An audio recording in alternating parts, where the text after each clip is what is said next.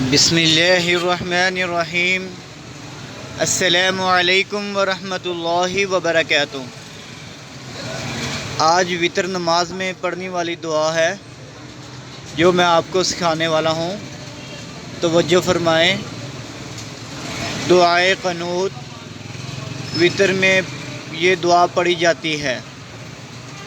بسم اللہ الرحمن الرحیم۔ اللہم اہدنی فیمن ہدیت وعافنی فیمن عافیت وتولنی فیمن تولیت وبارک لی فیما اعطیت وقنی شر ما قضیت فإنک تقضی ولا یقضی علیک انہ لا یذل من ولیت ولا یعز من عادیت تبارکت ربنا وتعالیت۔ یہ تھی نماز وتر میں پڑھنے کی دعا۔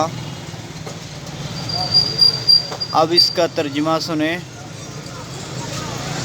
اے اللہ مجھے ہدایت دے ان لوگوں میں جن کو تو نے ہدایت دی، مجھے عافیت دے ان لوگوں میں جن کو تو نے عافیت دی، مجھے دوست بنا ان لوگوں میں جن کو تو نے دوست بنایا۔